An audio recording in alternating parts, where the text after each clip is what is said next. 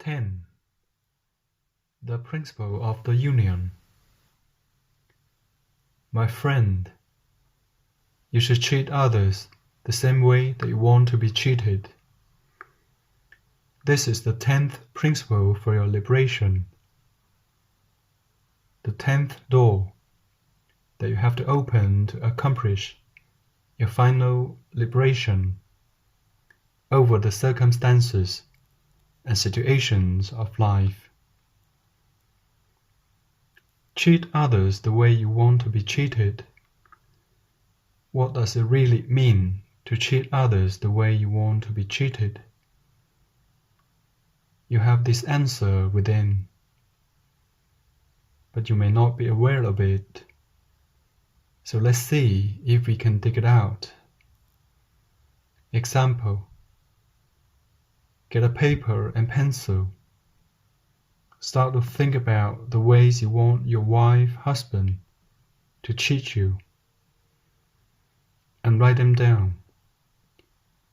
Do you want him to be loving, caring, understanding, kind, and full of life? How do you want him to act toward you? Write your answers in as much detail as you can. Then, do the same with your children. How do you want them to act toward you? What do you expect from them? Write down your thoughts. Then, how do you want your friend John Smith to act toward you? The other friend, and the other. How do you want your boss to treat you? Your partner, your workmates? What do you expect of them? What kind of treatment do you want them to have toward you? How do you want life to treat you? How do you want your parents to be taught you? And so on and so forth. You must do this analysis for 14 days. Dedicate a time each day for this. Also ask yourself the following questions. How do I want to be treated by the cat, the dogs of the neighborhood, the birds, our rose bush? You must write these answers down too. This principle states that you have to treat others the way you want to be treated. After you have done all your writing about the treatment you want from others, set your mind into acting out and then doing to them exactly what you want from them. If you want patience from your spouse, then start to treat her with patience.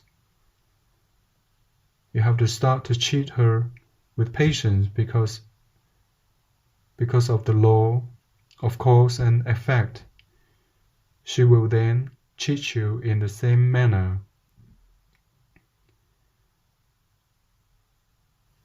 What you give to others in the form of your actions towards them, they will give back to you in a greater amount. You now have in your hands the possibility of creating for yourself a new world,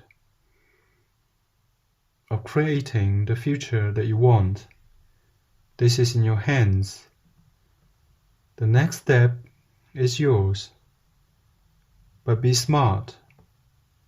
Use what you've already learned. Don't expect your wife to be understanding by herself. You must induce her to be. You must induce her to express patience.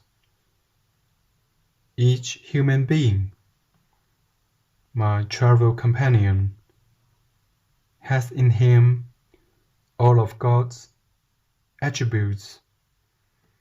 Each human being has within the virtues of love, affection, kindness, caring, harmony, intelligence, comprehension, commitment.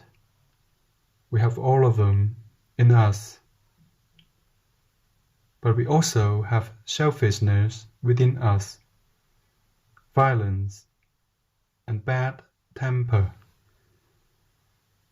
Within mankind can be found all the good and all the bad there is in the world. Fix this in your mind and understand it. Accept it as fact. Then make up your mind to get the best out of others and yourself by studying and acting according to this principle. Treat others the way they want them to treat you. Let's see if this is clear. The formula is very simple. For all human beings have in them all of the virtues and all of the kindness of the Creator, but we have also collected all of the garbage we've inherited from this world. The selfishness, vanity, arrogance, negligence, according to our behavior toward others. So will they react because so is the law of action and reaction. Your behavior toward others is the action. Their reaction will come back to you the same way, but stronger. That's the law. What do I want out of John Smith? How do I want him to act toward me? I don't want anybody to lie to me. Therefore, I will have to always tell the truth to others. My speech and my acts will be truthful. If I want people to act in good faith toward me, then I will act in good faith first. Do I want people to have goodwill towards me? Then I will act with goodwill toward others. But this cannot be at random, not just words. This is according to a concrete plan.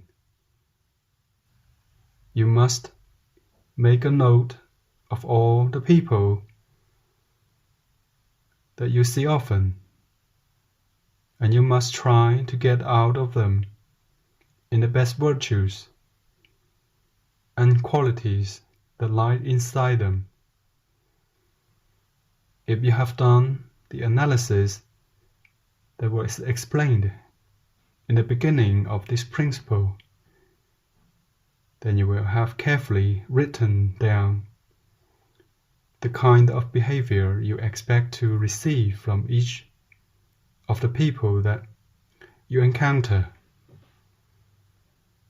By now, you will have started to work at it in a dedicated way, such as, today, I will act carefully and with kindness to my wife. Today, I will act in a considerate manner towards my partner. Today, I will listen to John Smith, and so on and so forth. It is a matter of setting for yourself daily goals for your relations with others, which, by the way, this includes your animals, domestic and wild, and other life too. Then just wait, let the law work. Now, what are the obstacles in doing this? Let's see.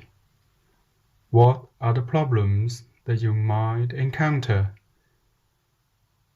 How can we carry through this plan to harmonize your relationship with others?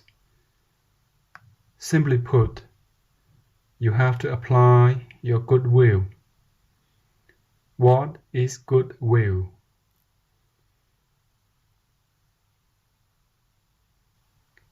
It is your good intentions and your best wishes for your relations with others. Your goodwill will show itself only if you erase from your mind and your memory all of your past conflicts with others. How can I do this? Once a day, dedicate just 5 minutes. Close your eyes, be relaxed, project onto your mental screen the image of the person with which you want to connect, and see in the eyes of your imagination the harmony of this interaction. See in your mind that now all of the problems of the past have been eliminated. Shake hands and embrace the person.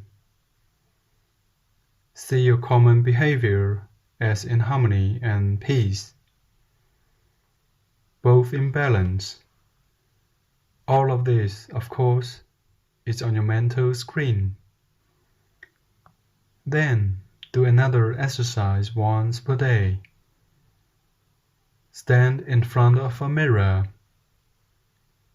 Look at your reflection and smile. Smile, relaxing all of the muscles of your face. You must learn to smile. You must practice how to smile with kindness, with goodwill, with amiability, showing the harmony you have within you. Observe the muscles of your face and its features. Observe the look in your eyes while you are doing this. What do you see? It might be that you have a smile, but your eyes are full of anger. These can happen. In our normal relations with others, we do not realize this fact because inside of us there is this part that spoils our relations. How many times, my friend, has it happened when you see a person? How many times have you approached your wife to tell her that you love her, that you need her, and the only thing you had was a gesture that lacked consideration, one of impatience or criticism? How did this happen? Simply because the part of us that controls us showed itself through our eyes.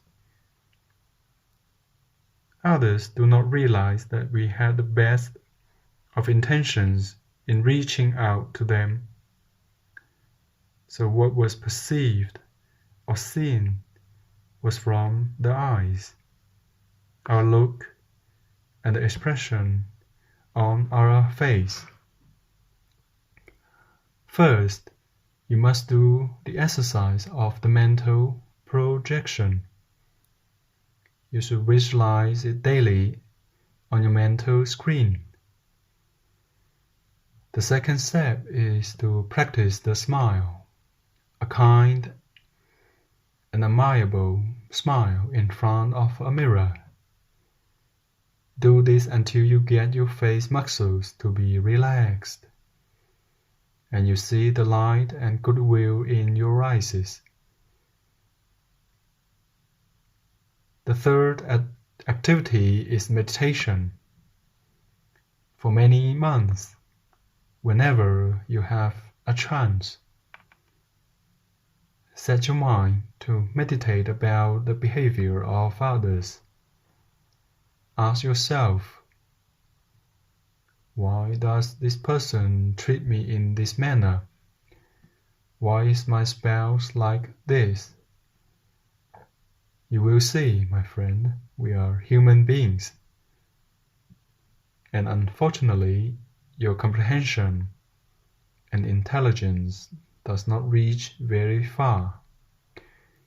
We rarely put ourselves in the shoes of others. We seldom place ourselves in the position. We rarely see what really hurts their hearts.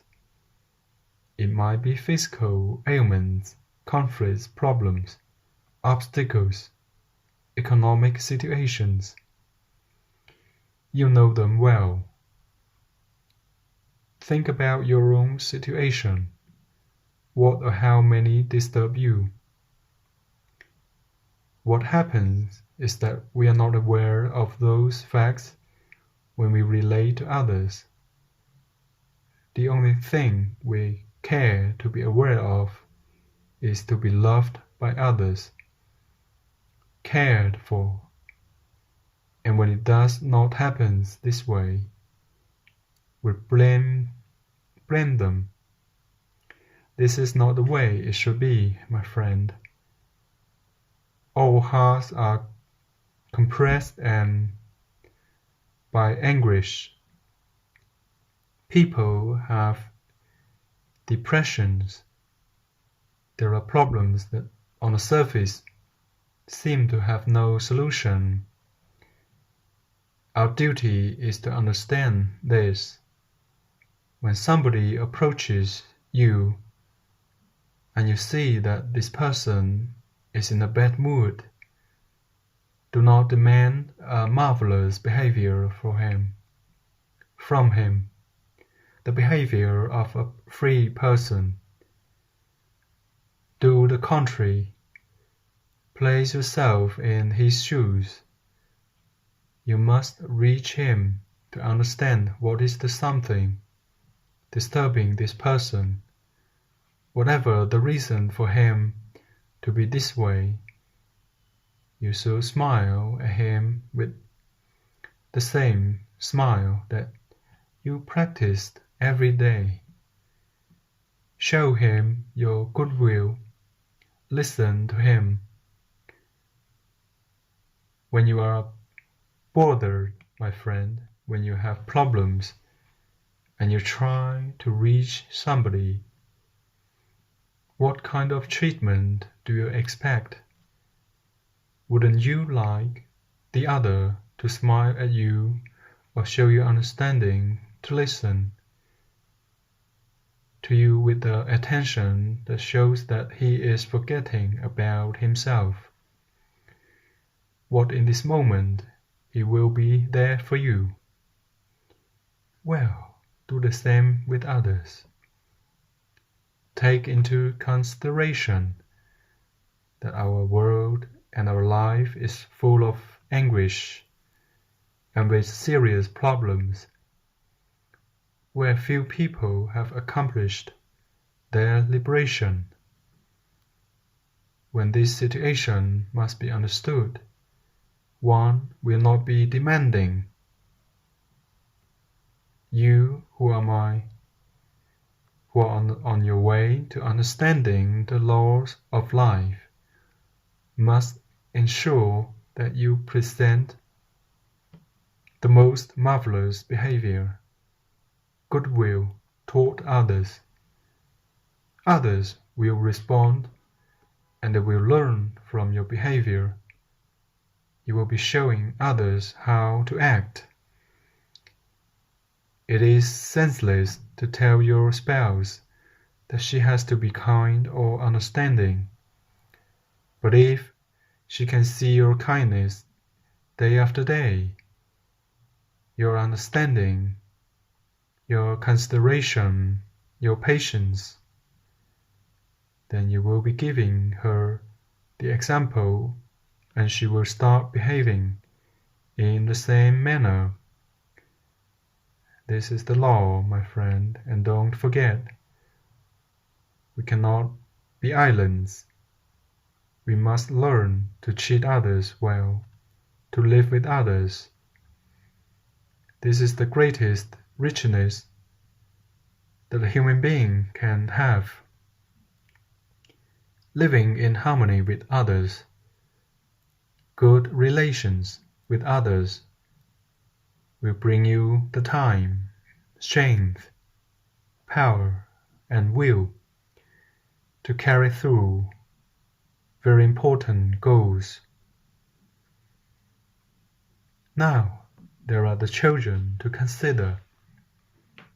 Imagine the situation of the innocent little ones who do not know a thing about anything yet. While they live with us, they perceive our anger, our bad moods and temper, the discordant and unharmonious things we express. It all registers in them, but they also note and record the considerate and thoughtful behavior, all kindness, comprehension, and love, and they will in turn show these characteristics to their parents. Treat your children in the same manner as you do the adults in your life, and according to these principles. You can't imagine how much suffering you can save in this world if you do this for you and for your families. Carry through with these exercises, my friend. Make corrections to your relations with others. Harmonize yourself. Do not harm others if you will be chained. Treat everyone the way you want to be treated. Invest your time into these things, just like a person invests his time into gathering money to be able to purchase a house or to start a productive business. What is the sense of a beautiful house when you're alone in it? Believe me, my friend, it is preferable to live in a shack, being surrounded by people that are friends and loved ones, with whom one gets along well, people that appreciate us, and that we appreciate as well. Is it possible to carry out any activity in your life, any work or real important and useful activity to humanity by yourself? Do we not need the assistance of other people? True or not? But if we do not know the laws and principles, if we do not practice those principles, the principles that will take us to the light, how can we hope for great activities?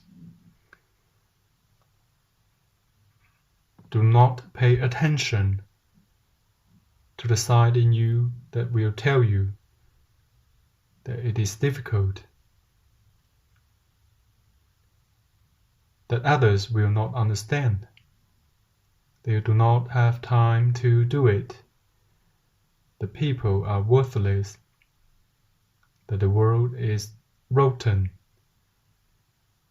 All of these excuses and justifications are worthless, my friend, for they do not solve any problems for us.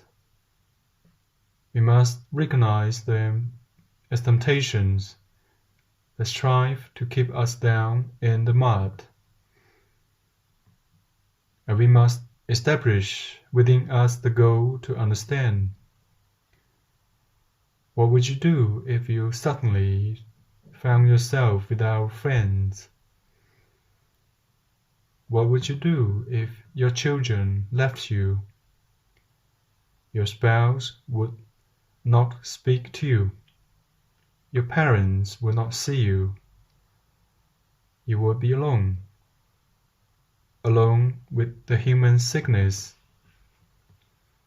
I guarantee it, my friend. This is the worst that can happen to you. To be totally alone. Do not start to believe that this cannot happen to you, because this is happening to millions of people who violate these two principles daily. One day they lose a friend, the next another, then another. Every time that they make a new friend, a new relationship, their bad temper, their lack of understanding causes the rejection of the rest. There are endless struggles with spouses, the lack of relationships with the children. You are not this type of person, are you? Right now, you are receiving in your essence the two principles that state that if you harm others, you will change yourself, and if you cheat others the way you want to be cheated, you will free yourself. What will you do with them? Our Creator, our common Father, in His great kindness, gave us the 9th and 10th principles so that we can work for our liberation. Let's put behind us our slavery to our agitated emotions, bad moods, and wrong treatment to others, not forgetting that the law of cause and effect is just and infallible.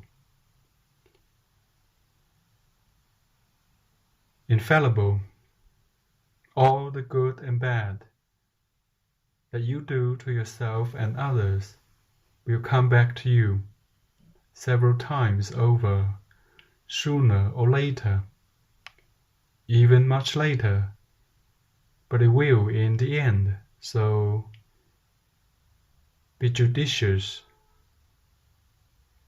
be prudent, prepare yourself, be patient with yourself, and set up a part of your day to build harmonious relations with others.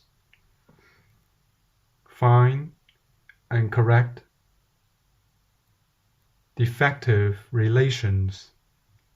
Ask forgiveness for all offenses and harm inflicted on others in the past. Don't forget to forgive yourself for your ignorance and your lack of interest in dominating the selfish beast within you.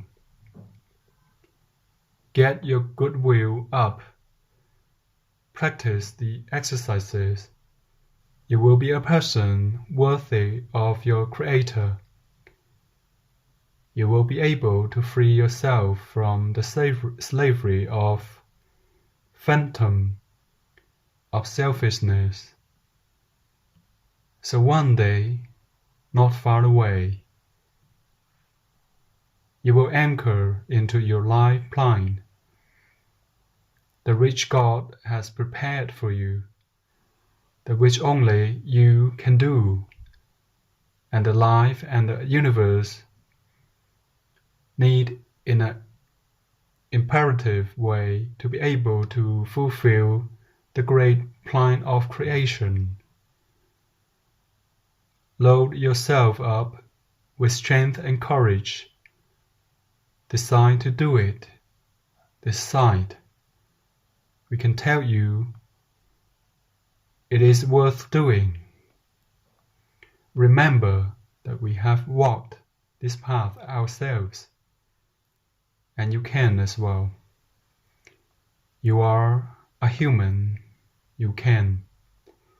You will be the light of your world, the light in your society, the light among your friends, the harmony among your family, and the blessing for those with you.